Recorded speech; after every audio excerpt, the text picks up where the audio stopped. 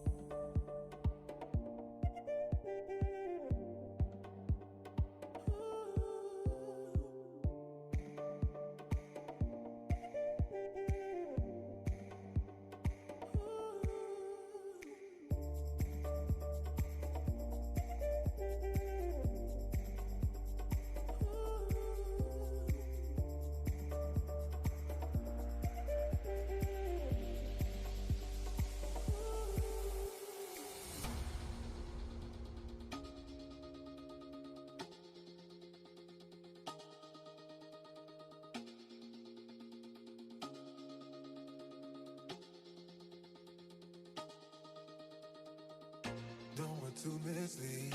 This is all you need. Be your everything, yeah, I'll be your everything. Still too soon to feel. Please just say it's real. More than just a thrill, not just in it for the thrill. Bom dia a todos, sejam bem-vindos a essa jornada que começou ontem, muito bem, por sinal, discutindo a Amazônia, o desenvolvimento da região norte, com as presenças dos reitores, do reitor Torinho, da reitora Marcele, da Universidade Federal de Rondônia, e o reitor Torinho, da Universidade Federal do Pará. Fizemos um bom debate sobre a região amazônica e as políticas e as alternativas para desenvolvimento dessa região norte do país, com a participação das fundações de apoio. Hoje, iniciamos com o painel as perspectivas para as fundações na crise econômica, crise social, crise da pandemia, crise sanitária, enfim, essa crise que levou a vida de 510, quase 1.000 brasileiros, afetando as suas famílias. Eu queria, então, queria dizer que esse painel vai ser formado pela honrosa presença do nosso secretário de Ciência e Tecnologia do Ministério de Pesquisa do Ministério da Ciência e Tecnologia, o Marcelo Morales, nosso amigo e companheiro aí de jornadas pelo orçamento da Ciência e Tecnologia. Vai ser formado também pelo Jefferson Veiga, do Itaú, pelo João, que é o diretor da FUNPAR, da Universidade Federal do Paraná, e pelo Barros Neto, da Fundação FASTEF, da Universidade Federal do Ceará, e coordenado pelo nosso querido amigo e diretor, o nosso Roberto, que é organizador desse evento, como diretor da Fundação FADESP, da Universidade Federal do Pará. Eu vou passar a palavra para o Roberto, que dirigirá o nosso painel, que deverá seguir até as 9h30, até as 10h30, para cumprirmos o nosso calendário. Roberto, bom dia, bom trabalho. Bom dia a todos. Queria saudar todos os componentes da mesa, em especial, né, o Barros Neto, o João, seu colega de diretoria, né, também de fundações, o Marcelo Morales, né, que representa o Ministério de Ciência e Tecnologia e que é um grande parceiro também das fundações. Bom, a gente, né, definiu aqui que são 15 minutos, né? E que serão avisados com 5 minutos de antecedência, entendeu? Então, eu pediria aí, né, aos participantes que o nosso tempo é de mais ou menos 1h15, tem que abrir um pouco para debate também, né?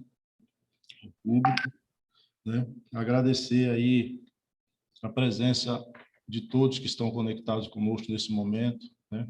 As mais de 75 fundações que contribuíram para que nós tivéssemos nesse evento sucesso, né? De mais de 750 pessoas inscritas. Tá? Então, eu gostaria, na ordem, já para poder agilizar, e talvez, né, o Marcelo ele tenha que sair antes, por ter outros compromissos, então ele já vai iniciar falando, né? E, na sequência, o Barros Neto, né, posteriormente, o João e o Jefferson, que ainda não havia entrado, não sei se já entrou, né? Que representa o Banco Itaú, tá? Para falar um pouco dos endowments. Então, eu passo a palavra ao Marcelo Moraes, representante do MCTIC. Por favor. Obrigado, Roberto. Obrigado a todos. Aí eu cumprimento todos do Confies, das fundações, através do nosso amigo aí, Fernando Peregrino. É uma luta muito grande em relação a todos os aspectos que englobam aí o financiamento, mas as fundações elas têm um papel importante no fomento à pesquisa. É através dela que a desburocratização ocorre, e onde a gente pode colocar de forma segura os recursos, para que possa o pesquisador ser auxiliado e não perder seu tempo naquela papelada toda de prestação de contas também. Então, as fundações têm um papel fundamental dentro do Sistema Nacional de Ciência e Tecnologia. Eu queria parabenizar todas as fundações. Eu estava no CNPq em 2014 até 2018, e nós vimos o papel das fundações durante a implementação também dos Institutos Nacionais de Ciência e Tecnologia. Enfim, sem as fundações, tudo seria muito mais difícil. E hoje elas fazem parte do Sistema Nacional de Ciência e Tecnologia como um todo, né? As fundações de apoio têm esse papel fundamental. Eu vou passar aqui uma apresentação, só para me ajudar aqui durante o diálogo que a gente vai fazer. Vocês estão vendo aí, né? Tá ok. Então, eu vou começar falando um pouco sobre o Ministério da Ciência e Tecnologia, que a gente tem a missão aqui de produzir conhecimento, produzir riqueza para o Brasil e contribuir para a qualidade de vida dos brasileiros. Se esse conhecimento não for traduzido em riqueza e qualidade de vida, eu acho que a ciência ela perde e o nosso protagonismo acaba sendo perdido. Nós temos que trazer à tona, sim, e esse é um vale aí que a gente tem que transpassar, de trazer o conhecimento até a qualidade de vida dos brasileiros. Hoje o Brasil é o 5º país que utiliza o conhecimento que o próprio país produz para gerar riqueza com esse conhecimento. Então, nós temos mais 4 países na nossa frente que utilizam o conhecimento gerado pelo brasileiro para gerar riqueza nos países lá fora, né? Então, isso é muito preocupante. As prioridades do Ministério da Ciência e Tecnologia estão aqui colocadas nessa mandala, que são qualidade de vida, a gente preza pela estratégia nacional, tanto na espacial, nuclear, cibernética, segurança pública, as habilitadoras, como internet das coisas, materiais avançados, produção com infraestrutura de pesquisa, agronegócio, indústria 4.0, indústria como um todo, serviços, desenvolvimento sustentável, Peregrino. A gente tem várias ações na região norte, mas não só nela. É espetacular de ter a noção como a ciência atua no desenvolvimento sustentável, a preservação ambiental, a mitigação de desastres naturais, tratamento de poluição, tanto no mar quanto nos biomas brasileiros, o tratamento de rejeitos, a economia, a bioeconomia, a economia circular, energias renováveis, então, cidades inteligentes e sustentáveis, na qualidade de vida, na saúde, saneamento básico, segurança hídrica, tecnologias assistivas, enfim. Tudo isso é foco de ação das pesquisas financiadas pelo Ministério da Ciência e Tecnologia.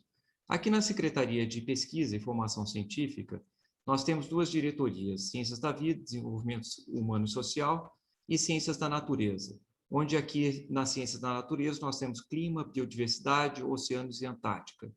E Ciências Humanas e Sociais e Ciências da Vida, a Bioeconomia, Ciências Humanas e Sociais Aplicadas, Infraestrutura de Pesquisa e Ciências da Saúde, Biotecnologia e Agrárias.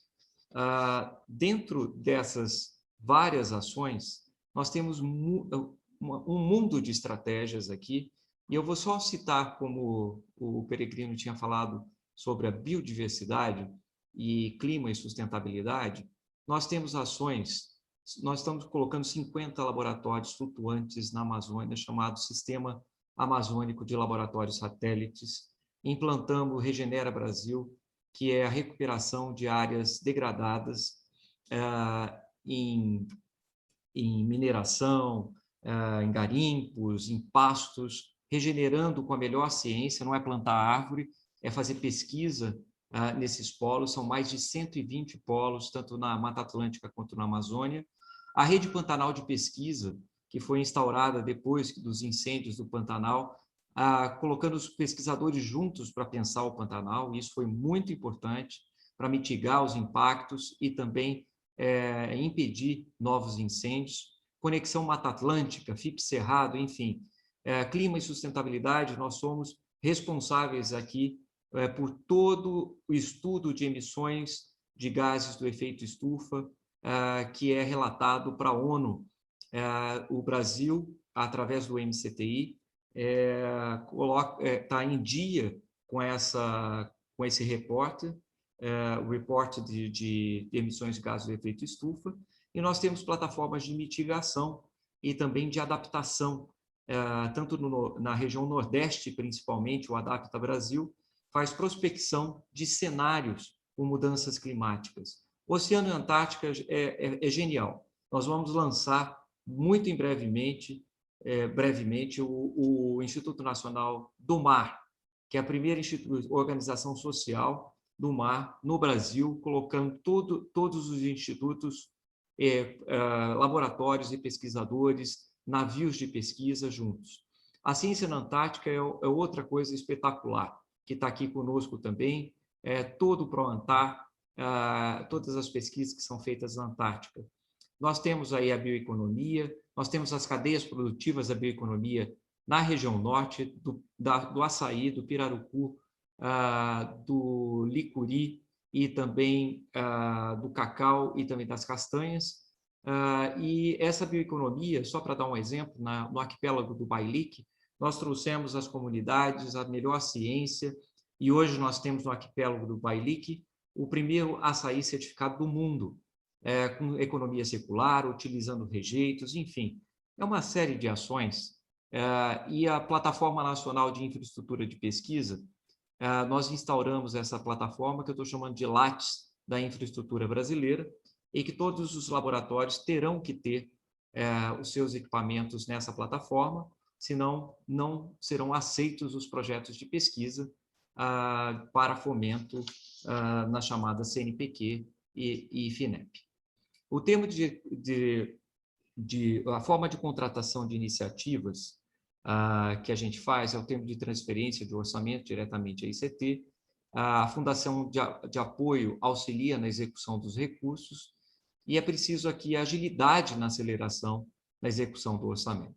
A contratação sempre é feita aqui pelo MCTI através da FINEP e do CNPq.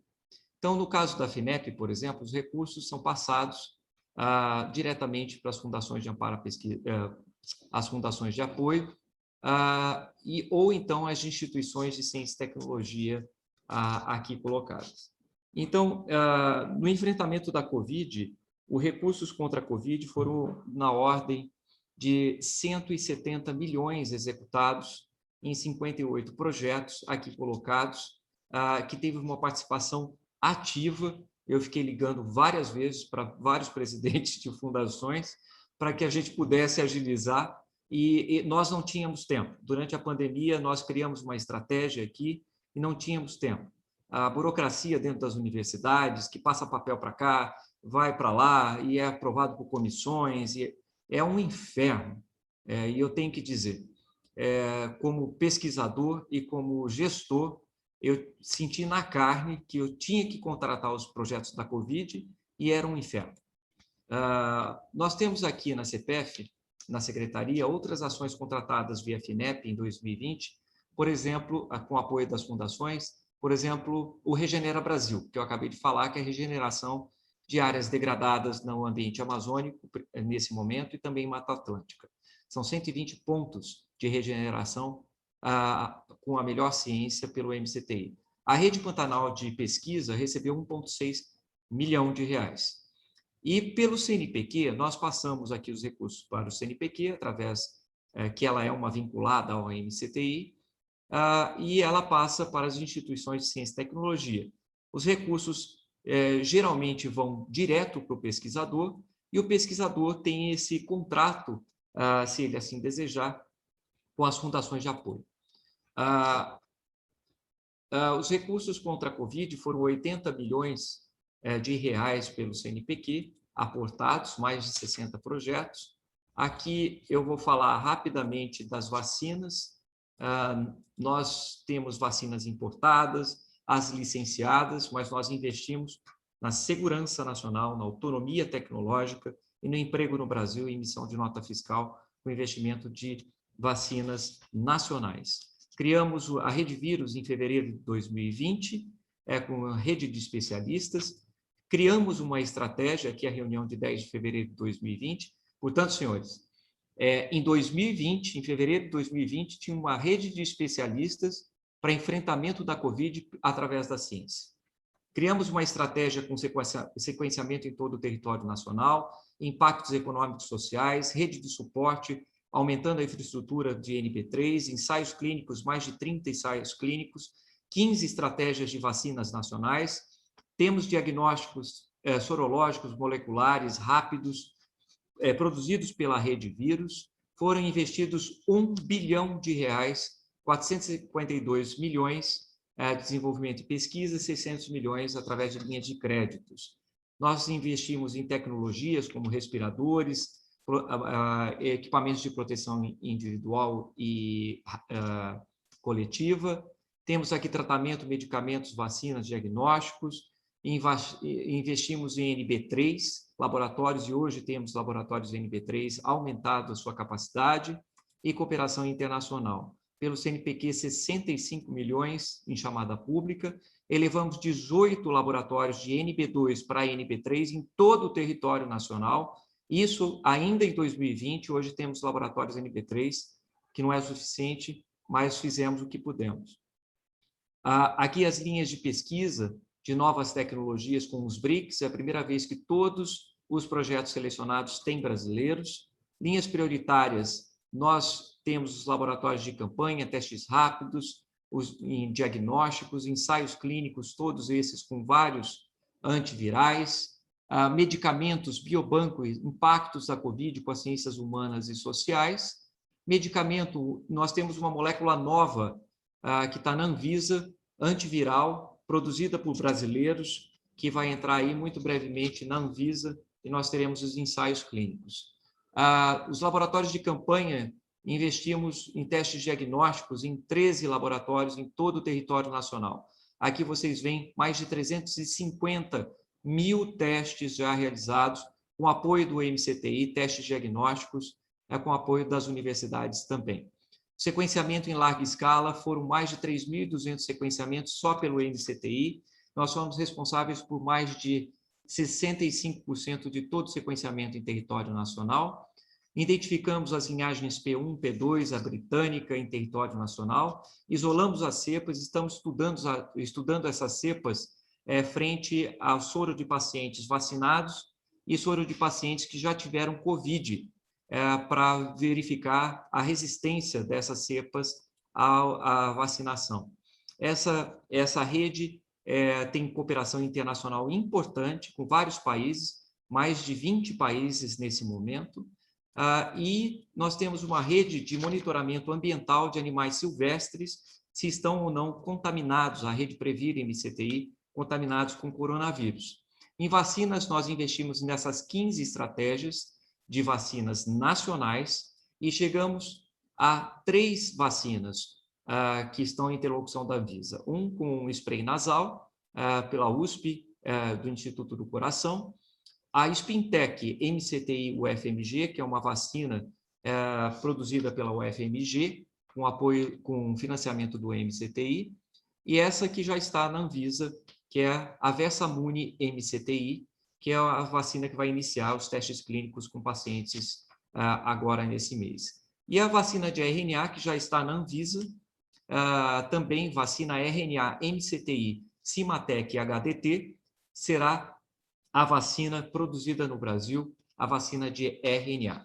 Aqui no MCTI, nós entregamos o bastão, depois que produzido todo o conhecimento, a tecnologia, e entregamos o bastão aí das vacinas, por exemplo, para o Ministério da Saúde, que faz a compra. É assim com todos os ministérios. Com a Defesa, com a Agricultura, nós desenvolvemos a tecnologia e entregamos o bastão para os outros ministérios. Aqui, em relação ao papel das fundações, eu gostaria de registrar aqui o papel no registro, o papel do MCTI, no registro e credenciamento de fundações de apoio. Pelo decreto 7.423, os pedidos de registros e credenciamentos são protocolados no MEC, e isso tem que estar muito bem claro para a gente. Análise do grupo de apoio técnico, que é o GAT, O GAT tem 2 representantes do MEC e um do MCTI. E toda a instrução processual e assinatura das portarias é feita dentro do seio do MEC. Então, quando a gente analisa, nós temos aqui a análise pelo Ministério da Ciência e Tecnologia também, estamos juntos nessa análise, e o meu comprometimento aqui, como um dos representantes dentro do GAT, é a desburocratização. Então, nós temos que focar mais na coisa técnica do que no primeiro papelzinho, segundo papelzinho, terceiro papelzinho, quarto papelzinho. É isso que eu tenho tentado aqui, e esse é o meu compromisso com as fundações de apoio em relação ao GAT, que é o pedido de registro e credenciamento protocolado aí, o pedido através do MEC, que tem a importante participação do Ministério da Ciência e Tecnologia, e como eu sou muito sensível a todas as questões de desburocratização da ciência, contem com o meu apoio. Muito obrigado, Peregrino. Muito obrigado, Roberto.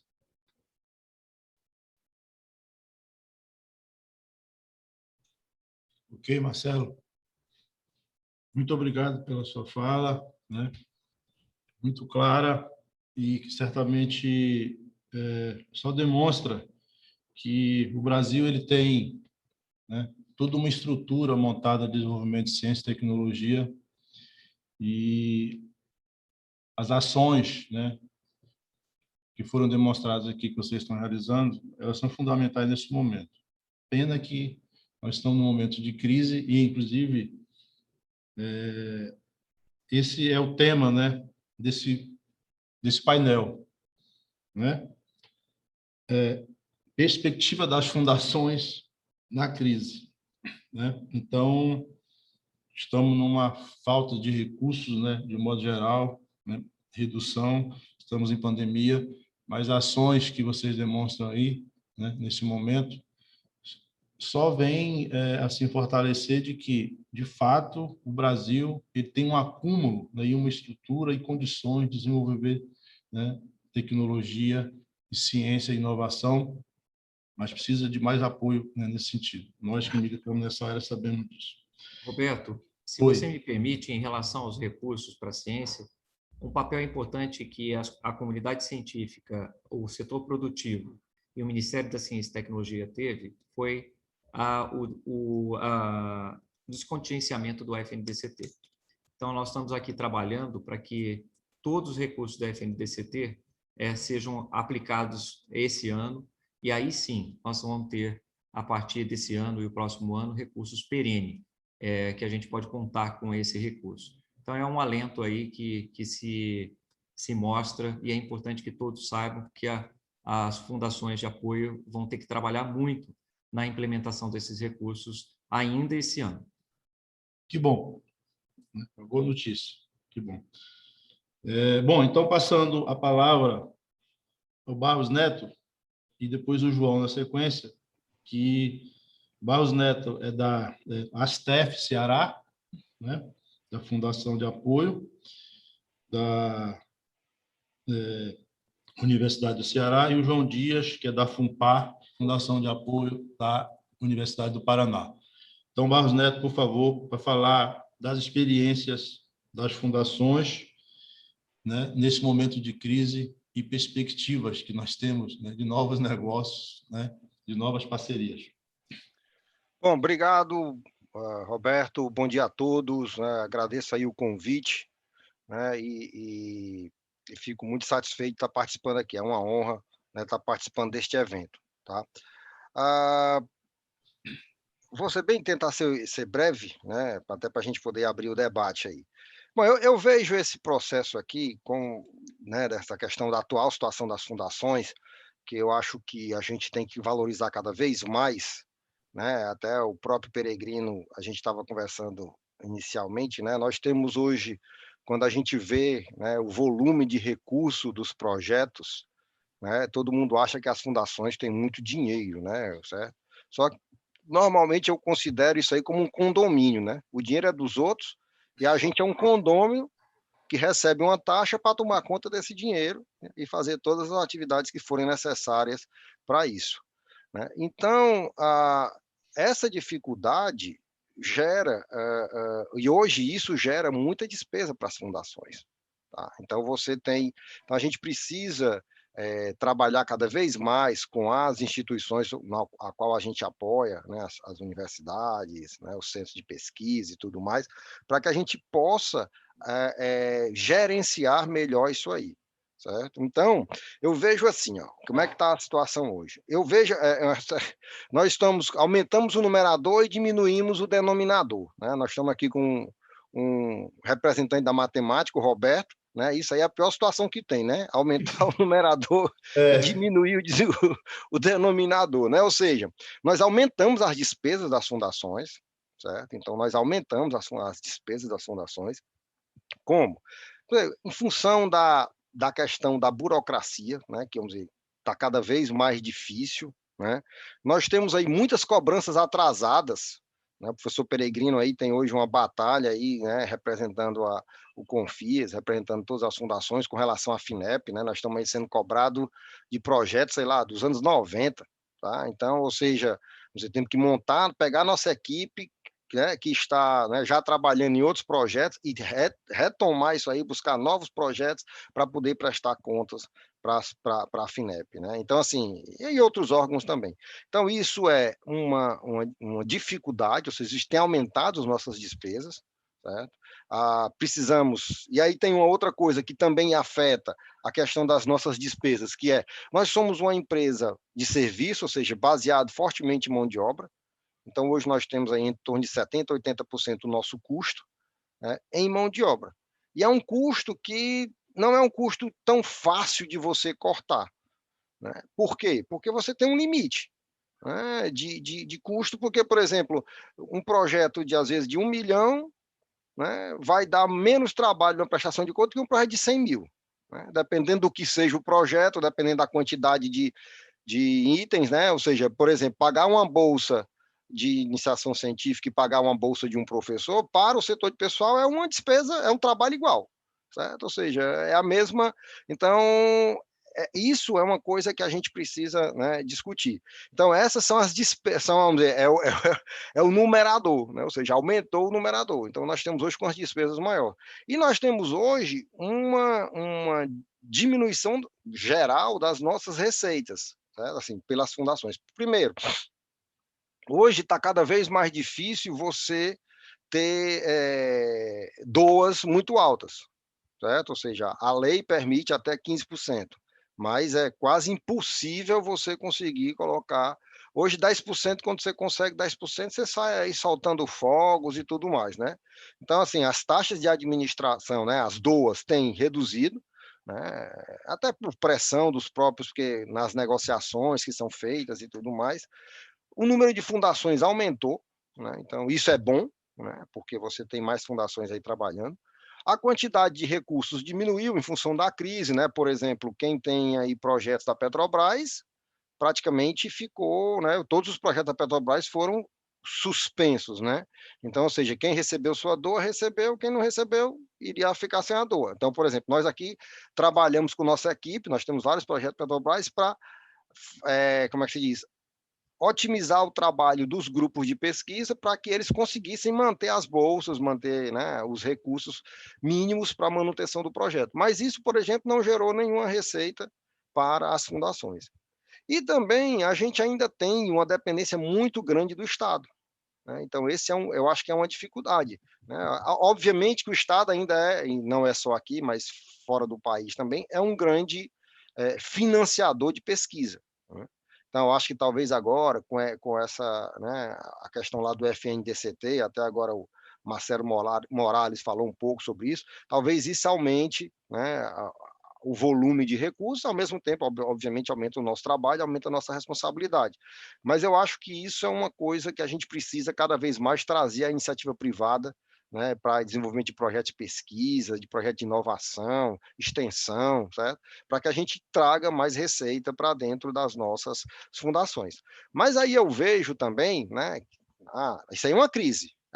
Nós estamos em crise. O Brasil, a economia, né, mundial, né, passou por uma catástrofe, né? O pessoal está até comentando aí, semelhante à quebra da Bolsa de 29, né? Ou seja, o impacto econômico no mundo da pandemia foi enorme, né? E, obviamente, nós também estaríamos nesse processo.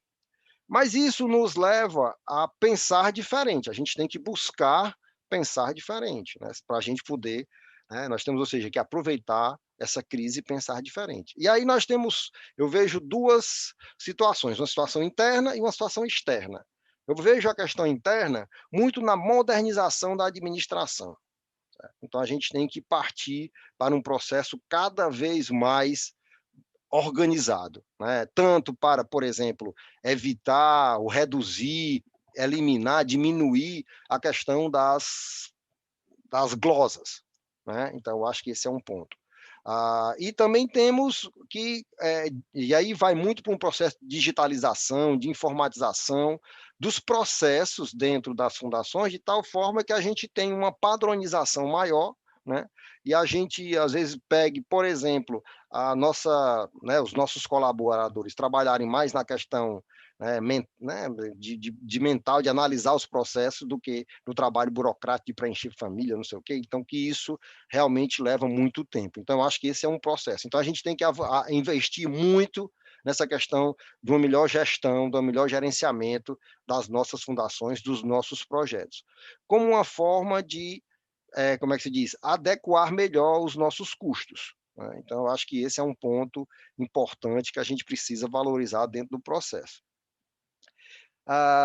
E aí, nesse ponto aí, tem a questão de treinamento, né? Porque isso é uma coisa que a gente também, o nosso setor, ele tem uma certa dificuldade, né, de novos profissionais, porque é uma área muito específica, né? Não é uma fundação como outra qualquer, né? É uma fundação de apoio que tem todo um trabalho de prestação de contas, né? Tanto para a instituição a qual ela apoia, como para os órgãos financiadores, né? E isso necessita, né? Tem toda uma legislação específica, né? Que necessita de uma especialização, certo? Então, acho que isso é um processo. Então, não é tão fácil você repor peças, né? Então, normalmente, a gente tem trabalhado muito com essa questão de formação de estagiários, né? Então, e formando as pessoas ao longo do tempo. Por exemplo, a nossa gerente, hoje, ela entrou como estagiária há alguns anos e hoje ela é a gerente da nossa fundação. Então acho que esse é um trabalho, né? E aí a gente precisa aí até investir nisso aí, né? Até o próprio Confias fala muito isso, nós temos a TV Confias, como que tem um pouco esse papel, tá? Então, acho que esse é um ponto. Então, a gente tem que ser, né? A gente vai ter que trabalhar cada vez mais forte nessa questão da gestão. Por outro lado, nós temos que buscar novos negócios, né? Nós temos que buscar a sustentabilidade da fundação, né?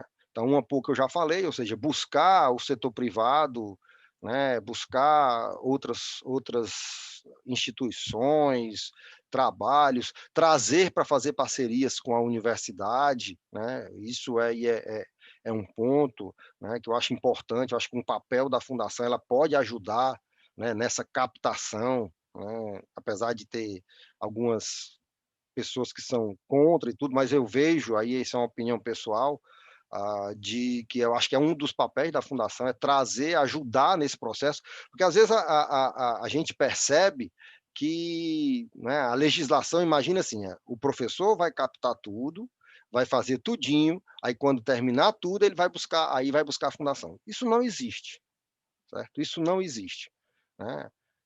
O professor conversa com a gente desde o início, né, com as fundações do qual ele deseja, certo? Então, ele vem conversar, tirar a dúvida, né, dúvida de edital, dúvida de preenchimento e tudo mais. Então, assim, a fundação começa a trabalhar muito mais cedo do que a gente imagina, do que até a própria legislação vislumbra, certo?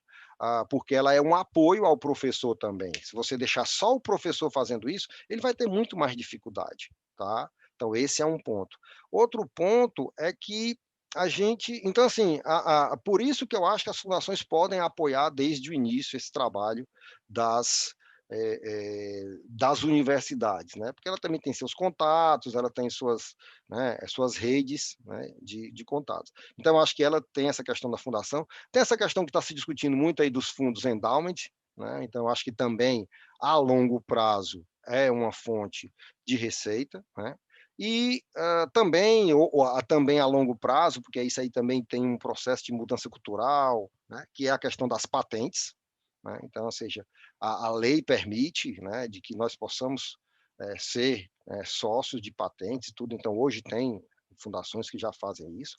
Então, assim, eu acho que a gente precisa, e aí eu até encaminhando aqui para o meu encerramento da minha fala, acho que a gente tem que ver muito e pensar muito dentro de uma visão de inovação, tá? Ou seja, nós temos que pensar uma nova visão de fundação, né? Não especificamente uma fundação que está como é que...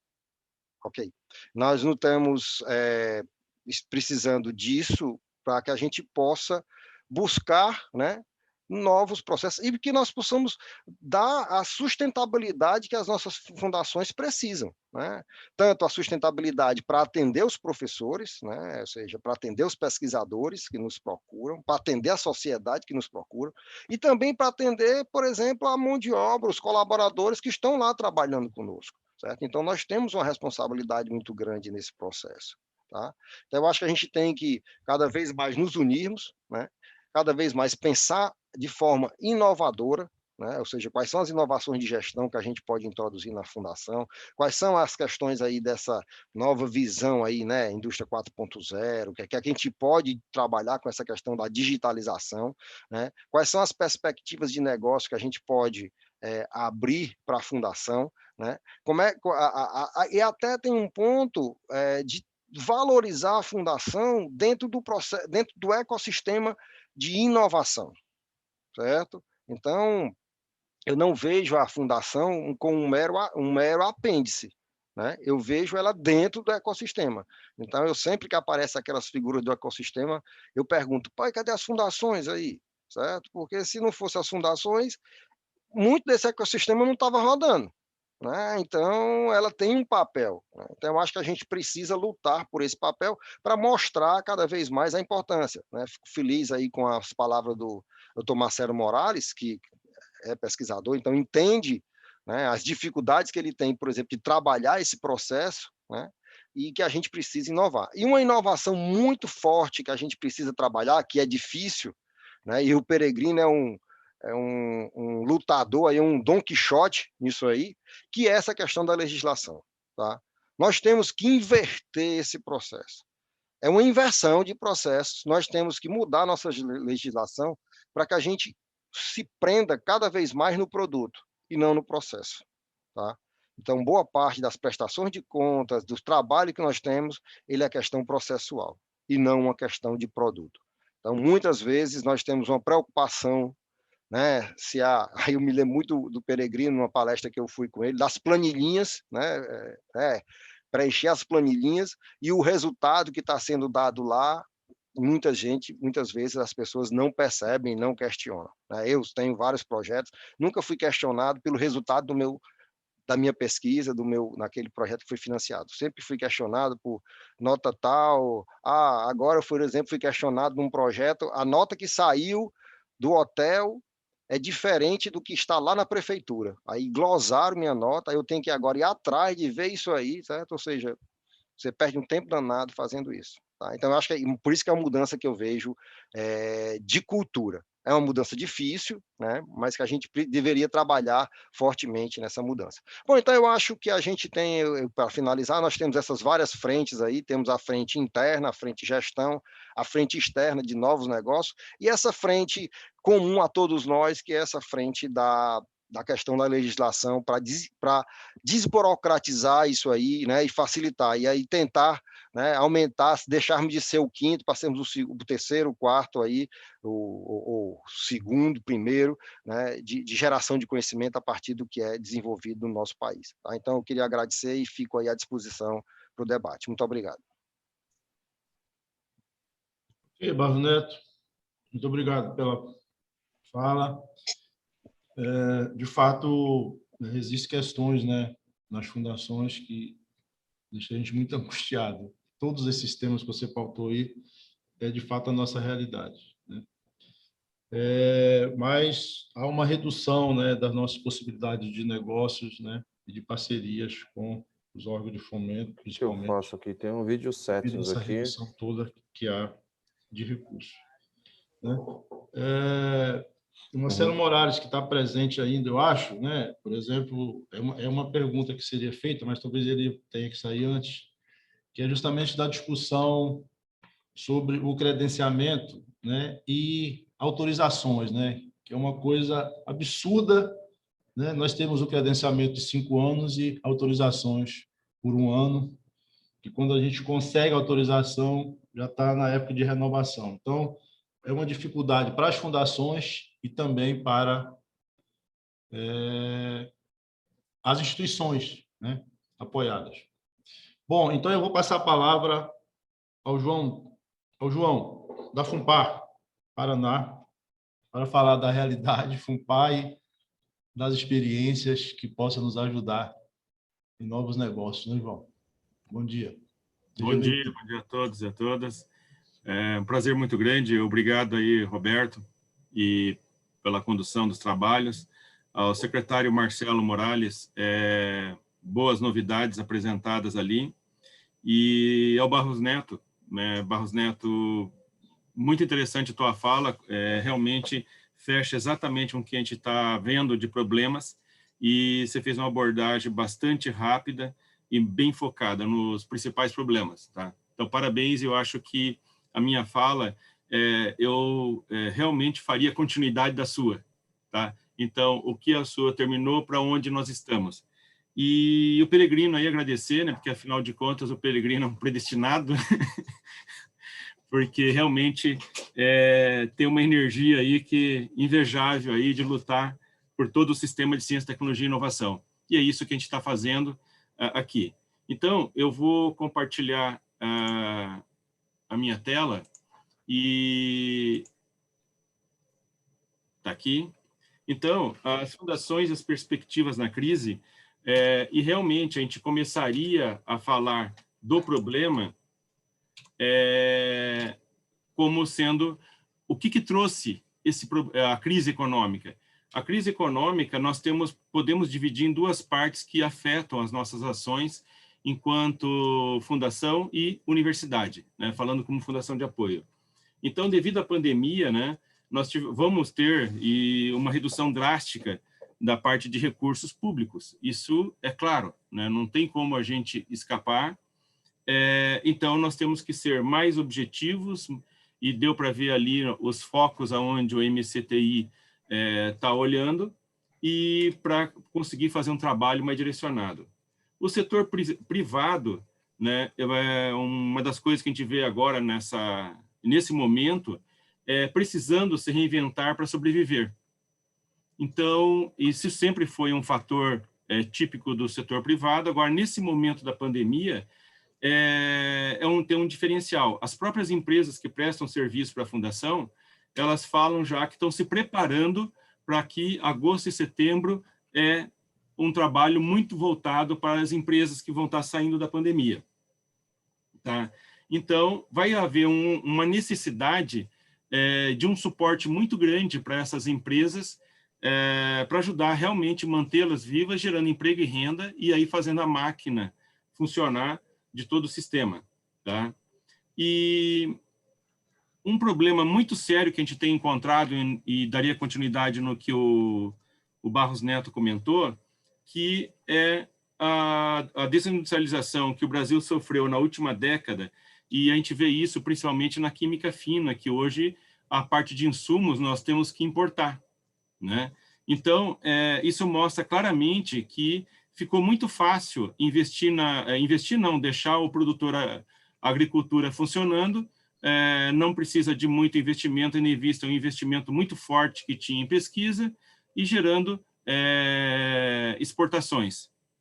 Mas agora a pandemia mostrou que nós precisamos de insumos, precisamos de uma série de coisas que foi perdido ao longo do tempo, porque era muito mais fácil você produzir ali do lado, né, na China, né, o mundo é plano hoje, né?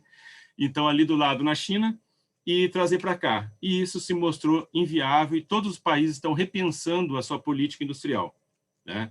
Então, com isso, essa mudança que teve da desindustrialização alterou o tipo de indústria e a demanda das universidades, das fundações. E agora, eu creio, pelo que a gente está vendo, uma certa mudança. Bom, quanto à credibilidade, também nós temos uma crise muito forte, uma polarização política que só está prejudicando ainda mais o que já era crítico, tá? Então, a sociedade é meio sem rumo, sem saber o que fazer e para onde ir. Nós temos a parte dos órgãos de controle e no pós-Lava Jato, realmente fazendo um trabalho, indo atrás, e com isso gerando muita insegurança, porque foram muito cobrados, e gerando insegurança para nós. Eu costumo dizer que o tamanho, a altura e a largura dos muros que separam a universidade da sociedade é proporcional ao número de leis e os excessos de controle que nós temos. Então, nós temos uma burocracia muito forte para nos obrigar a ficar quietos, parados, né? E não para trabalhar. Então, quem realmente trabalha na universidade merecia ser premiado e não hoje, que uma vez eu perguntei para um órgão de controle quando que eles iriam na universidade e pegar a lista de quem não tem uma produção condizente com valor médio para cobrar, porque na fundação a gente via uma cobrança muito forte em quem trabalhava, né? E não nos demais. E assim, daí olhar assim com certo espanto, que realmente o foco está no ponto errado. E um ponto muito importante naquilo que o Barros Neto e como a gente obter, eu acho que é a insegurança jurídica dos ordenadores de despesa.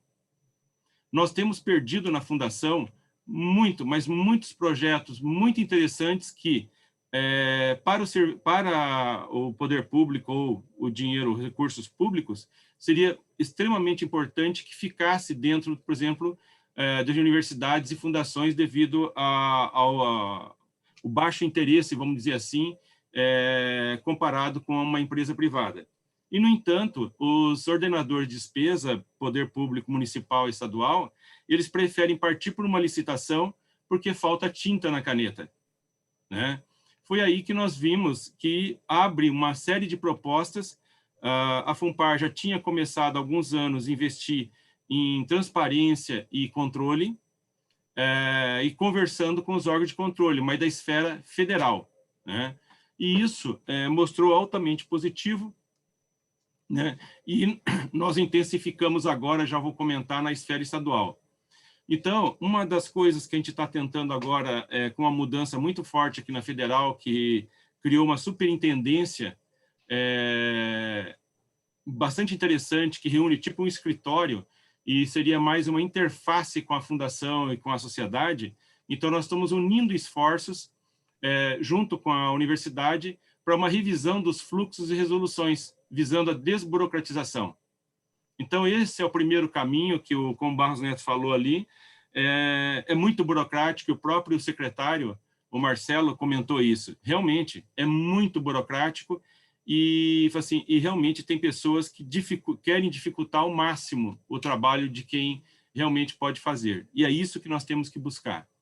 A sustentabilidade das fundações e do próprio sistema de ciência, tecnologia e inovação, né, ele necessita dessa união, como foi frisado no final da fala do Barros Neto. Então, está aqui, Barros, por isso diz que é continuidade, a gente não combinou, mas está aí, né? Nós precisamos, sim, o Peregrino tem feito esse trabalho brilhante de buscar juntar as partes que antes estavam cada uma na sua casinha e mostrar que a casa é um pouco maior e nós temos cômodos, e como, usando ali a figura de linguagem, o condomínio, né, o condomínio muda um pouquinho ali, que passa a ter não só moradores, mas também uma parte comercial e pública envolvida nesse condomínio. As fundações de apoio. Nós precisamos de um portfólio de projetos próprios, sim, e a maioria, eu acho que não tem esse portfólio. Então, a nossa sugestão é o seguinte: nós podemos iniciar ajudando a universidade a captar naquela área que nós temos já de trabalho, de atuação ao longo de anos. Nós conhecemos a universidade mais do que a maioria dos seus componentes. Então, se a gente ajudar eles a captarem, nós vamos ver nesse meio do caminho as oportunidades que surgem e a universidade não consegue responder. Aí está o nicho que nós precisamos entrar e suprir. E, com isso, melhorar a nossa sustentabilidade. Tá? Então, para aquelas que ainda não começaram, comecem pegando a parte de captação e ajudando a universidade. E, como foi dito, o nosso trabalho de fundação de apoio, ele começa muito antes da aprovação do projeto. E esse muito antes, na nossa experiência, até por causa das limitações da DOA, nós temos que ajudar o coordenador a reduzir, olha só que contrassenso, né? Reduzir as despesas da própria fundação para que a DOA fique menor, a gente consiga fazer e trabalhar de forma otimizada. Então, às vezes, os professores ficam olhando meio estranho, assim, olhando meio de lado para a gente, mas como assim? Os caras querem me ajudar a reduzir o valor deles? Né? Mas é uma questão de sobrevivência. Cada um tem que fazer a sua parte.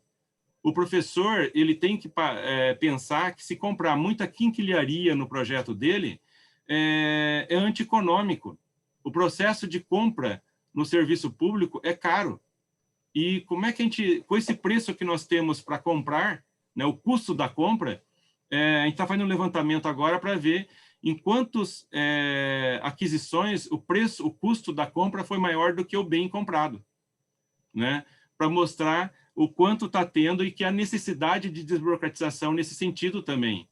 Porque hoje está se tornando uma voz aqui do além, diz que eu tenho 5 minutos, então vamos lá. As fundações de apoio são grandes agentes para a operacionalização de políticas públicas. Aqui eu começaria uma parte muito importante. Nós temos que bater nessa tecla. O Barros Neto falou ali onde estão as fundações.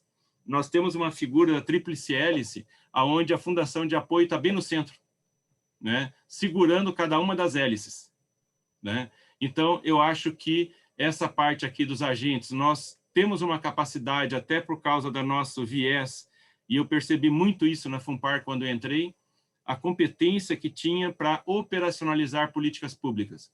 A lei diz uma coisa e ninguém sabe como fazer aquilo funcionar. Isso é um perfil das fundações de apoio. E a gente vê muito isso no Confis, nas nossas reuniões. As ações relevantes da FUNPAR na pandemia, nós temos uma campanha de arrecadação para combate à Covid-19 na frente social, uma conta bancária, na saúde outra, e que hoje totaliza um pouco mais de 19 milhões, a maior campanha do Paraná. E quem trabalha com a gente? Os órgãos de controle, né? Ministério Público Estadual do Trabalho e tinha o Ministério Público Federal também, né? E foi uma participação, fantástica, uma forma de trabalhar, e que nós estamos realmente interessados em ampliar. E agora a campanha da vacina da UFPR, também com a participação do MCTI. Bom, aproximação dos órgãos de controle, que seria a nossa grande sacada para justamente combater o principal ponto de crise, que é a falta de tinta na caneta. Então, a gente foi identificar que a maior parte dos gestores públicos no Paraná tinha receio ou usava falas antigas ou comentários do Tribunal de Contas do Estado. Então, nós fizemos uma reunião com o Tribunal de Contas para mostrar quem que é a FUNPAR, o que é uma fundação de apoio, o que é uma fundação privada, que antecede a ser de apoio. Quais são as legislações? Então, cada uma de nós tem 2 papéis muito importantes, que inicialmente, nós somos fundação privada. Tanto é que o Ministério Público do Estado foi o primeiro interlocutor. Então, todas as ações nossas, frequentemente a gente conversa, eu falo tudo que nós estamos fazendo, onde nós estamos indo nos órgãos de controle do Estado, para mostrar o que mostrar.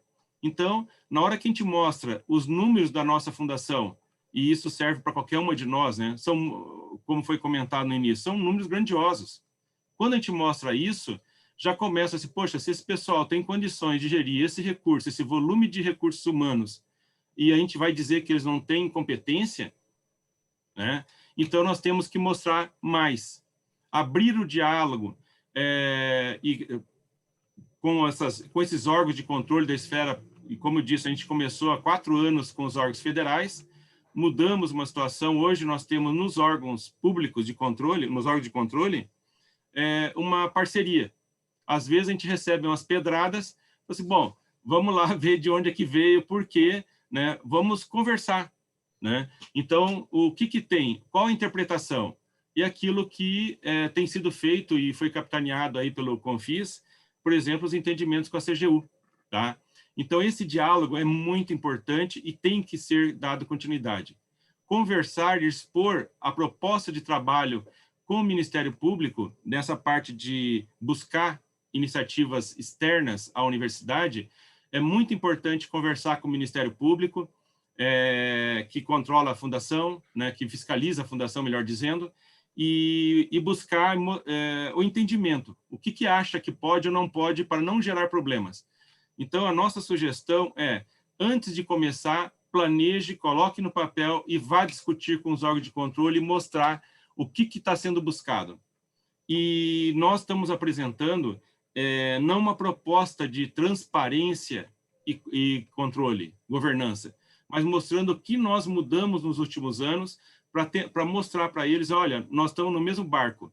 Vocês fiscalizam o que os outros vão aplicar o recurso e nós ajudamos a aplicar bem esse recurso. Então, nos ajude a melhorar para que a gente não tenha problemas. E isso tem sido uma constante em todos os locais.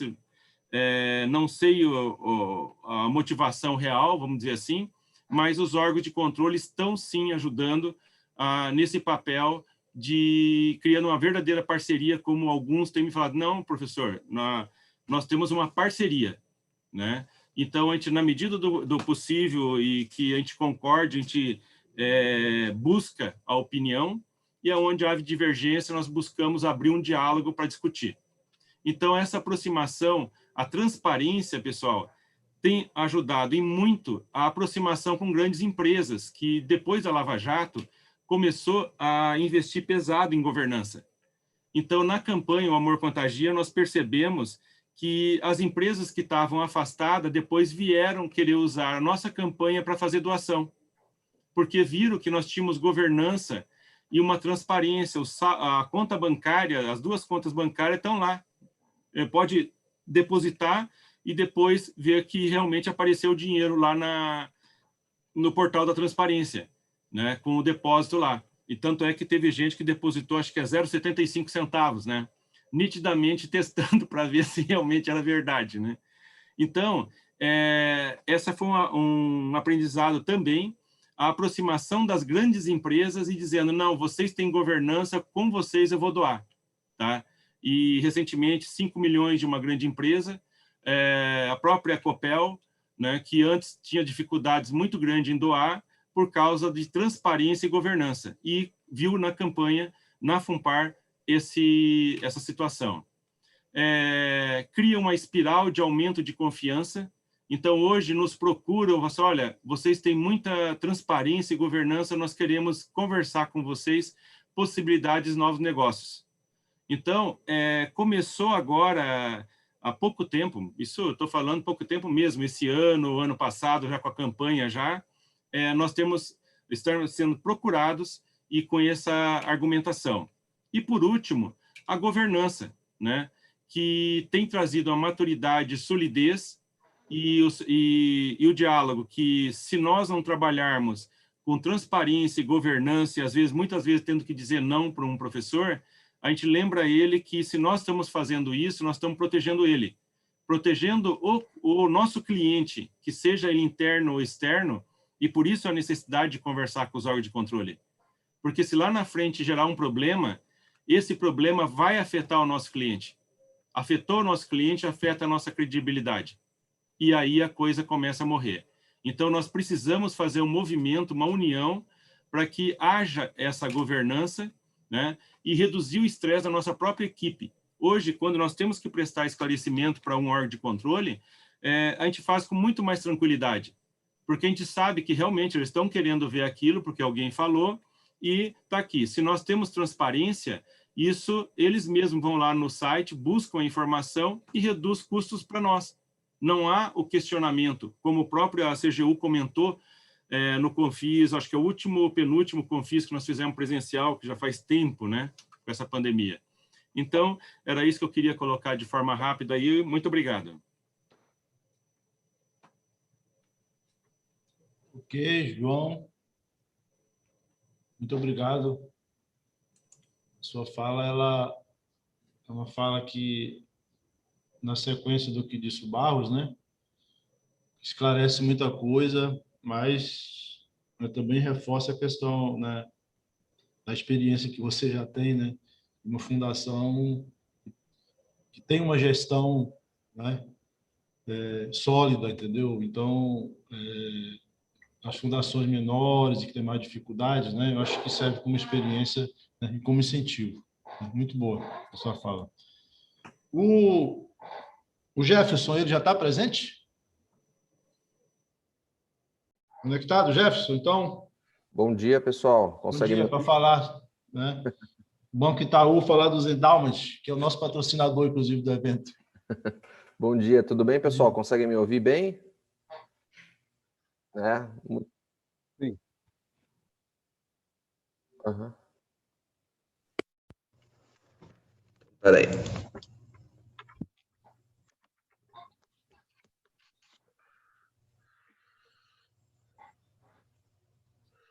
Agora melhorou? Ótimo, excelente. Bom, tá bom. Isso. Bom dia, pessoal. Primeiramente, gostaria de agradecer aqui a oportunidade ao Confis, ao Dr. Fernando Peregrino, ao time dele aqui. E aproveitando o tema, né, aqui de transparência e também essa parte de governança, né, acho que a gente vem comentar um pouquinho aqui a posição, né, do Itaú Unibanco e o papel dele principal nessa frente, né, de trazer uma solução que comporte um aspecto fiduciário com a gestão financeira, né, e de investimentos. Eu vou compartilhar com vocês aqui rapidamente alguns slides, só para a gente ficar mais fácil a visualização do que eu estou falando. Mas nós tivemos uma iniciativa aqui dentro do Itaú, há cerca de recente também, né, como o próprio João disse, algumas iniciativas nessa frente têm sido recente, então de mais ou menos 1 ano e meio para cá, a gente pegou toda a expertise que a gente tinha junto às fundações do Itaú Unibanco para desenvolver uma solução capaz de levar essa questão fiduciária até os fundos patrimoniais, né? E a gente conseguiu, teve bastante sucesso, né, nesse aspecto. E por quê? Né? Porque a questão da fidúcia, ela é, como o João destacou, essencial, né, quando a gente fala de um projeto de longo prazo, que requer aí controles, eficiência operacional, principalmente, dentro do próprio, né, da própria fundação de apoio, e que isso, de alguma forma, seja traduzido para a sociedade como algo em alto nível, seguro, rastreável, né? E foi pensando nisso que nós desenvolvemos essa solução, que é uma solução que atende a toda a cadeia, né? Desde a entrada do recurso do fundo patrimonial em um projeto, né?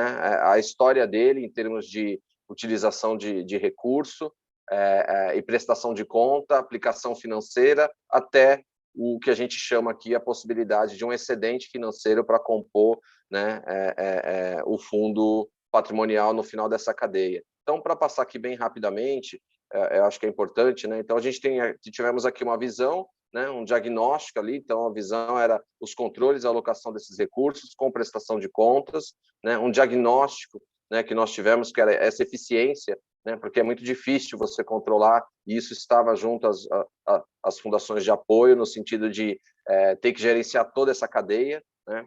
Então, tinha ali uma necessidade, né? E a capitalização do fundo patrimonial, que é o principal, né? Mostrar para a sociedade que dentro da própria gestão dos recursos é possível ser eficiente e é possível também trazer esse retorno para a universidade, pensando, né, em perenidade, em longo prazo, que é algo que ainda está surgindo aqui nesse contexto, tá? E utilizamos, obviamente, toda a expertise de sistema bancário, controle, gestão de investimento e tecnologia. Tá? Acho que isso fica muito claro quando a gente olha aqui o slide seguinte, né? Então, a gente tem toda a parte aqui de gestão de recursos, né, das fundações de apoio, todo um ciclo operacional, alocação de recursos, depois você tem a prestação de contas, né, a gestão do fluxo de caixa. Isso tudo tinha que ser de uma forma bem mais simples, né, bem mais intuitiva para o gestor das fundações de apoio.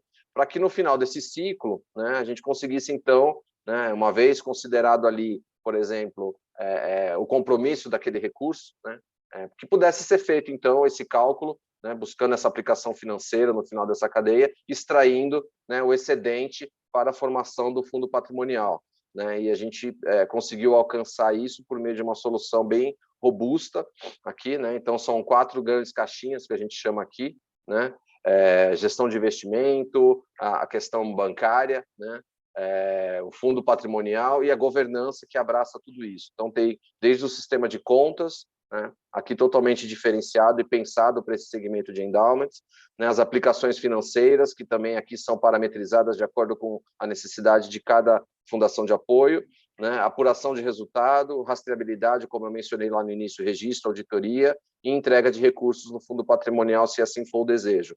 Tá? Então, aqui a gente fala de 4 grandes etapas que são interligadas, né, e que ela só faz sentido se ela tiver o recurso, a entrega final ali no recurso dentro do fundo patrimonial.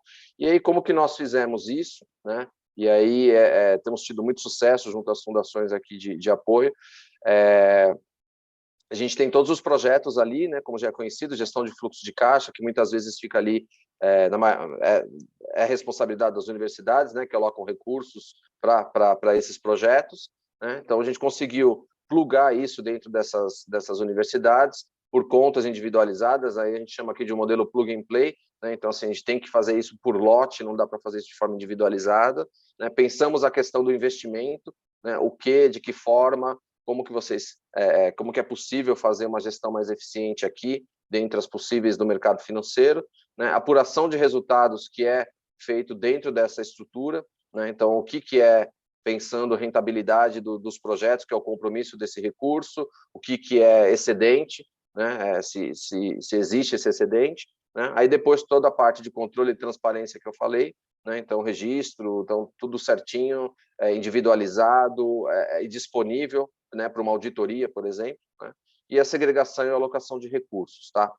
Com isso, né, a gente tem aqui então o que a gente chama de solução fiduciária, né? E observe que ali tem toda uma governança para isso, né, dentro dessa estrutura, passando inclusive por registro, né, que aqui no mercado financeiro é comum isso, usos e costumes aqui, a parte de custódia, processamento, registro físico, né? Então, quando a gente fala de fidúcia, é isso, né? Ter um responsável terceiro contratado que seja capaz de prover essa solução, mas que também seja capaz de demonstrar isso para um órgão regulador, né, com bastante transparência e que seja parte da responsabilidade nesse processo também, né? Fidúcia é isso, contratar uma pessoa para fazer, né, e que essa pessoa seja habilitada, né, e tenha o sistema pronto para atender o segmento aqui. E aí observa que no final dessa cadeia a gente começa uma outra conversa ali, que aí sim, né, a gestão do recurso do fundo patrimonial naquele conceito de endowment de longo prazo, né? Que ainda a gente tem pouco espaço ainda nesse aspecto, porque a lei é recente, a gente tem um trabalho longo aqui a percorrer até conseguir constituir um patrimônio, né, capaz de pensar numa estrutura parecida com os endowments americanos, com aquela estrutura toda de universidade que a gente sabe que acontece e que a gente quer desenvolver aqui no Brasil. Então, a mensagem principal aqui, eu acho que isso está em linha com o que a gente tem ouvido do Ministério, e aqui é uma conversa constante junto ao Confis, é que a solução fiduciária ela é necessária para trazer transparência, ela é necessária para trazer confiança dos agentes, né, no sentido de buscar aí doações, né, e ela é necessária para facilitar o dia a dia também das fundações de apoio aqui, que a gente sabe que é bem complexo o dia a dia, e ter isso já pronto numa ferramenta única, acho que é a contribuição que o Itaú e as suas fundações aqui trouxeram e vem desenvolvendo em conjunto com o Confis aqui de uma forma geral. Quero ser bem curto aqui mesmo, né? Usar o tempo para falar sobre isso e fico à disposição, tá?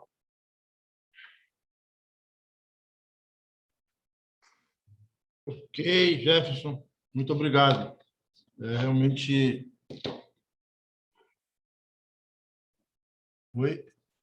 Oi, estou ouvindo. Não, Muito obrigado por ter usado, não todo o tempo, né? Mas se você tiver alguma coisa, tá disponível aí, tá? Não, tá ok, eu Então, agradeço. Na sequência, a gente vai abrir para o debate, né? Então, né, as inscrições do Peregrino, como é que está aí você que estava... Tem uma pergunta aqui. Faz perguntas aí, tá? Tem uma pergunta aqui. Porque nós temos que pensar no próximo painel, né? Que já está quase na hora. Também. Tem uma pergunta aqui, Roberto, para você Sim. dirigir aí. A questão é como é que as fundações podem atuar desvinculadamente da sua credencial de fundação de apoio como agente das políticas públicas, conforme mencionado pelos dois colegas dirigentes das fundações do Ceará e como ela pode fazer isso. E segundo ao Jefferson, como é que ele pretende ajudar a convencer os órgãos que controlam de que essa operação de rendimento adicional à CDI ou à poupança possa ser institucionalizadamente posta à disposição de todas as fundações, né? Que é aquele modelo que foi desenhado e que nós estamos pleiteando que o Marcelo, que o ministro Marcos Pontes institua isso para todas as fundações, né? São duas perguntas. Ok. João, né? Ela foi direcionada a pergunta, né? Aos dois, João e Barros Neto, e também uma pergunta direcionada ao Jefferson. João, por favor. O Marcelo, acho que ainda não... né, o secretário Marcelo ainda está na sala? Eu acho que ele já se retirou, né? Porque ele disse que ele tinha reunião. Tinha um compromisso, uma reunião com o ministro, tá? Então, vamos lá. Barros Neto, você que já está na João, tela. por favor. Depois eu falo. Deixa eu começar. É bastante simples a forma de atuação, porque antes de ser uma fundação de apoio, nós somos uma fundação privada. Então, legalmente, nós temos, e como fundação privada, e a gente responde isso para o Ministério Público, terceiro setor, né? Então, por isso que eu comentei que os entendimentos do Ministério Público com relação à fundação privada é muito importante. Alguns locais aí no Brasil têm alguns problemas, né? Mas aqui no Paraná a gente tem um trabalho fantástico de realmente parceria, nos ajudando a não errar, a realmente aonde trilhar a questão mais segura. Com relação à Fundação de Apoio, a 8958 diz lá o que nós podemos ou não, que todo mundo está acostumado. E já o que nós podemos fazer como fundação privada, e daí o próprio Ministério Público vai poder dizer, o Tribunal de Contas do Estado pode ter interpretações e pode ter algumas legislações estaduais que facilitam ou dificultam um pouquinho o trabalho, então vai ser um conhecimento, uma busca de conhecimento e conversa com o Tribunal de Contas, de entendimento de novo, e as legislações, que obviamente vão ter que ser lidas, né, que a gente escutava tudo, o Tribunal de Contas. No final, a gente foi ver que o Tribunal de Contas tem legislação há muito tempo permitindo uma atuação nossa mais forte, e só que isso aí não foi disseminado. Então, a gente pegou e falou assim, bom, vamos lá na raiz, aonde se argumenta, e depois fazer o trabalho inverso. Tá? Então, trabalhem à vontade como fundação privada. Nós somos habilitados já, desde que nós nascemos, já nascemos dessa forma. Uhum. Na realidade, nós nascemos primeiro do que como privada, depois que nós viramos fundação de apoio, né? Exato. E eu acho, complementando um pouco aí o João, aí nós estamos batendo uma bolinha boa, acho que vamos botar um time, viu, João? Nós dois aí no meio de campo aí, tá... Mas, assim, complementando, que foi um pouco o que o João falou, eu concordo plenamente, né? Mas eu acho que é uma coisa que ele também na pergunta tinha a questão das políticas públicas, certo? Eu acho que a gente precisa se envolver com isso, certo? Quer dizer, o Peregrino faz isso muito bem, tá? E a gente não pode, localmente, não se envolver, certo? Ou seja, de discutir, porque nós fazemos parte do ecossistema da inovação, tá?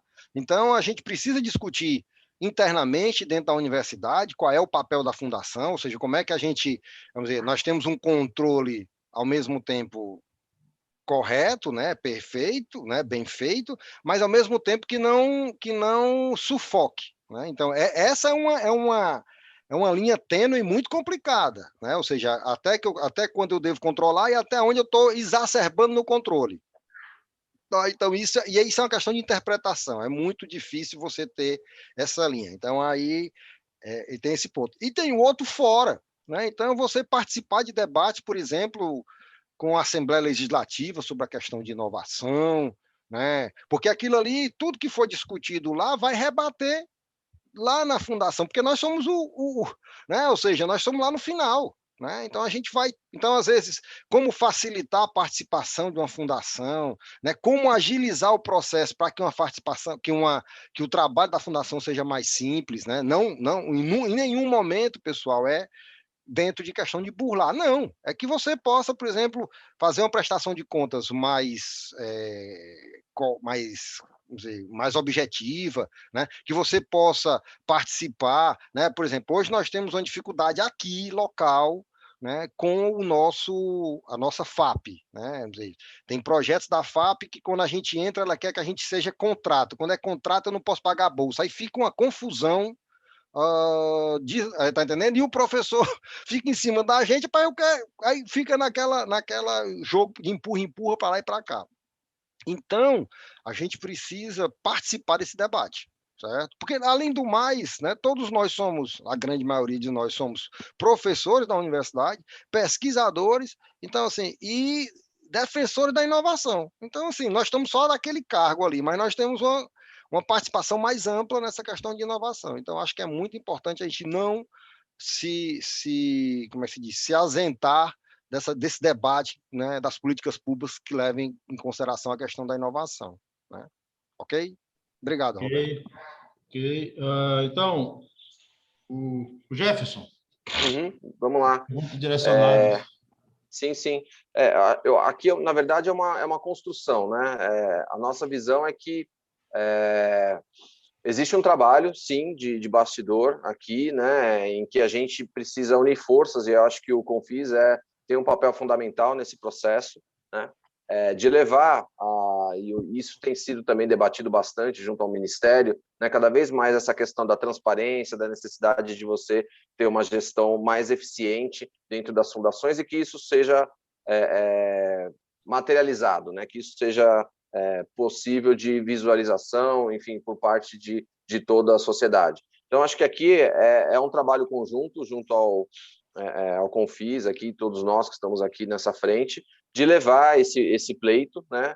E é um pleito legítimo, né? Por ser perene, né? Por trazer a perenidade, por ter o retorno desse processo todo, né? Segregado dentro do fundo patrimonial, né? De forma que a universidade possa se planejar e, sim, no longo prazo, ter um recurso ali para esse fim, tá? Então, acho que aqui não temos uma resposta pronta, né? Mas temos uma construção, né? Acho que essa que é a grande questão aqui. É só um comentário final, antes de devolver aí para você, Roberto, sobre isso que o Jefferson falou. Como o marco legal propõe a aliança entre o setor público e o setor privado, essencialmente o marco legal promove essa ligação muito difícil no Brasil, muito restrita, muito limitada, ou então só vê relações que não são muito legais, eu diria erradas, né? Mas, enfim, essa aliança com o setor privado, o Itaú está sendo chamado a se aliar com o setor público, que é notoriamente o que a gente faz com as fundações de apoio, para convencer as autoridades de que o que nós estamos fazendo é bom para todos, ou seja, o banco ganha o que tiver que ganhar, mas enfim, o fundo ganha o que tiver que ganhar, o fundo o valor do projeto, a conta do projeto, e as fundações ganham uma remuneração a mais obtida para construir seu fundo endowment. Eu acho que essa é o lance, né? Uma aliança tripartite, governo, empresa e a universidade. Eu acho que e nós como catalisador dessa aliança. É só isso, viu, Jefferson? Fique à vontade e participe dessa luta aí. Obrigado. Eu devolvo a palavra ao Roberto, que é o coordenador da mesa. Não tem mais nenhuma pergunta aí? Não tem. E nós estamos com o tempo se esgotando. Eu tenho a minha opinião que foi muito bom o painel. Agradeço. Eu, na minha parte, estou muito feliz com a participação do João do Barros Neto, do próprio Jefferson e do Marcelo, que abrilhantou aqui com a presença do Ministério. Eu acho que o objetivo do evento era suscitar essa discussão de alternativas na crise para as fundações de apoio. Ok, eu vou, antes de passar a palavra para o Barros Neto, porque eu tenho uma perguntinha e o João também, fazer alguns agradecimentos aqui rapidamente, tá? Bom, um evento desse, nós estamos aparecendo aqui, mas por trás, né, como é sabido, tem muita gente que trabalha, então a gente tem que lembrar dessas pessoas.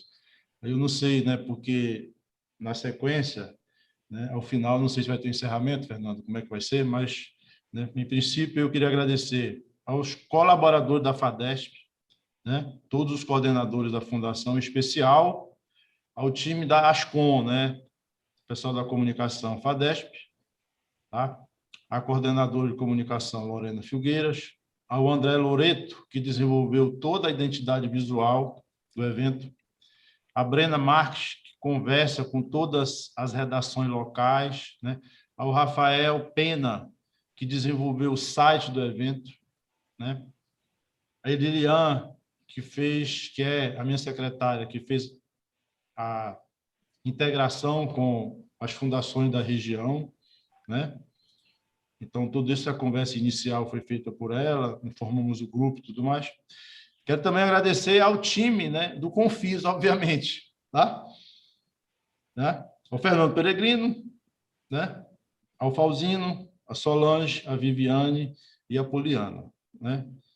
Ao Fernando em especial, né, pela batalha e pela luta, né, como sempre, né, de defesa das fundações e todas essas articulações, né, para que um evento, né, de uma região que tem 7 fundações, né, na ativa, tenha 750 inscritos, né, mais de 750 inscritos. Então, obviamente, tem todo um peso, né, que é da participação do Fernando, né, nessa articulação também, né, e da diretoria Confis. Agradecer ao Barros e ao João por estar aqui, né, ao secretário Marcelo, que já se retirou, né, e aí eu gostaria, no final, né, para o João e Barros Neto, que as fundações, elas são, né, de direito privado sem fim lucrativo, né? Então, às vezes, acham que a gente tem que trabalhar de graça, né? Então, assim, esse limite do superávit, né? Porque você não tem lucro, quer dizer que você não tem que ter superávit, né? E quando se fala, né, do superávit, a gente sabe, né, o apoio que as fundações dão, né, às instituições, além, obviamente, né, da sua finalidade, né, como fundação de apoio, que está na lei, né, 8958. Né? Então, o que sobra, né, de um modo geral, né, ela se moderniza, né, ela se mantém e apoia, né, as instituições.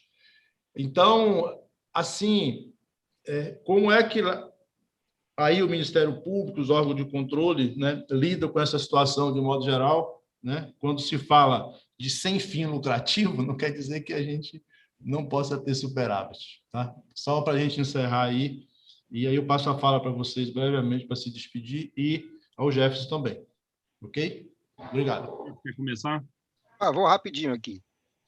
Bom, eu acho assim, na realidade, eu acho que tem que pensar mais assim, nós precisamos da autossustentabilidade, certo? Nós precisamos ser autossustentável.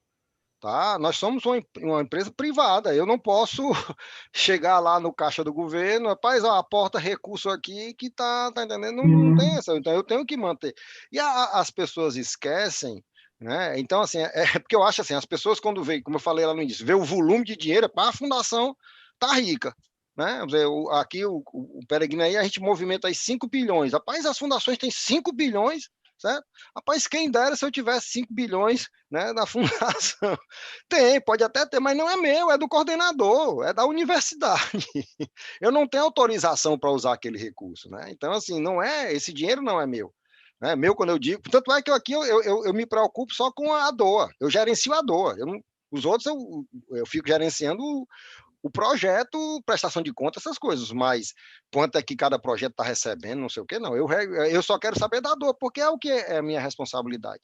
E as pessoas têm que lembrar em consideração. E aí a gente tem que quebrar muito esse negócio, sabe, de que aqui tem muito dinheiro e que esse dinheiro é todo desviado, é para fazer não sei o quê. Não existe isso, pai. Hoje está toda a fundação aí com o pires na mão, tá?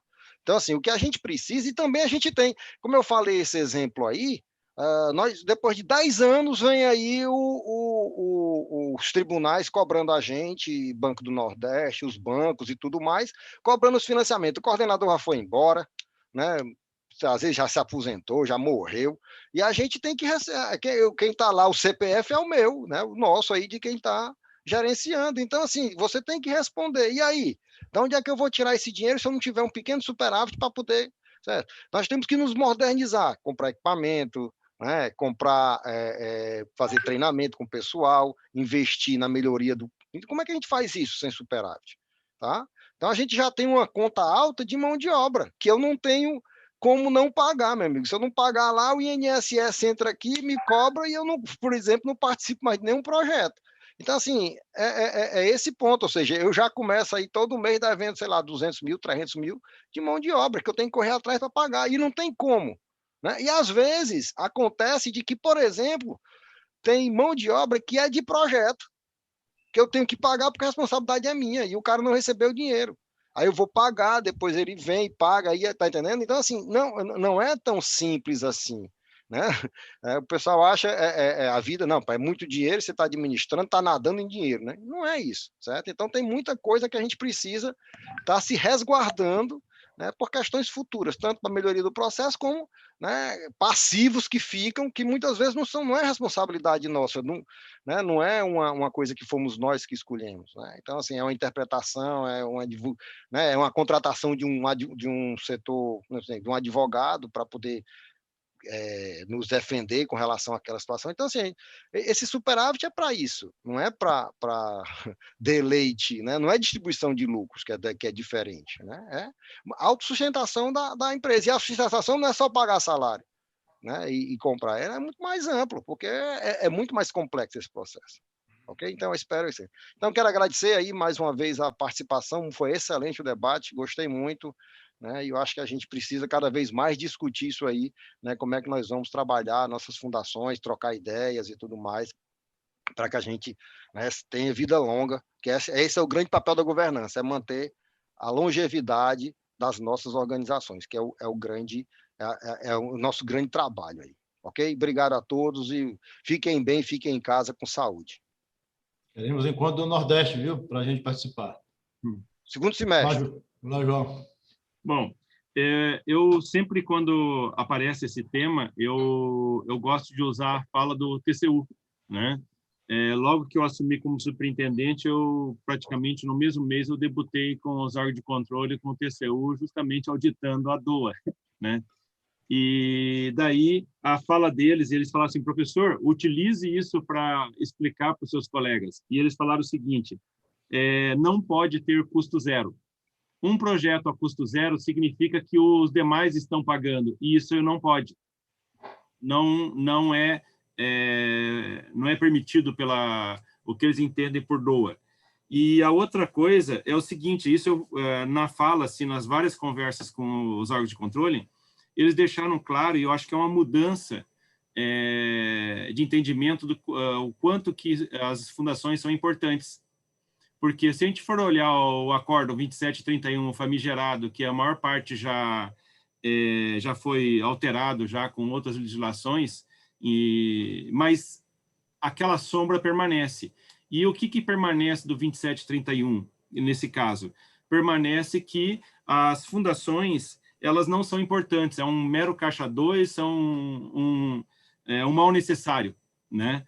E recentemente não, nesse período aí que eu estou falando de 4 anos, foi dito o seguinte, foi assim, olha, a fundação é muito importante para a universidade e de forma alguma nós podemos permitir que ela corra risco.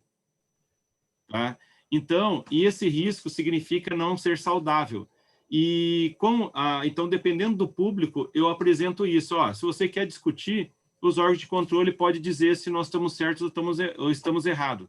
Recentemente, nós negamos projeto com custo zero da Fundação de Amparo do Estado, que tem essa prática alegando o TCE. Então, por isso até que nós fomos no TCE, como eu comentei na primeira parte. E para os órgãos de controle do Estado, por exemplo, a gente diz, olha, as fundações de apoio não têm dotação orçamentária, tá?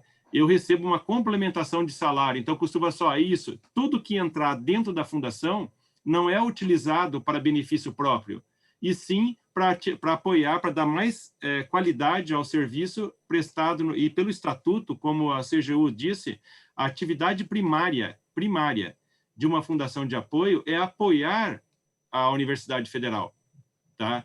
Então, qualquer melhoria feita ali dentro, ele está indo justamente em apoio à atividade primária. Essas são as grandes argumentações que nós temos utilizado. E também agradeço aí a participação, e foi um prazer muito grande. O Jefferson aí, tudo bom, Jefferson? Estamos aí começando a parceria também, fazendo os nossos projetos aqui do Endowments também na Funpar com a Cultura Invest aí, Peregrino. Obrigado. Valeu. Legal. Uhum.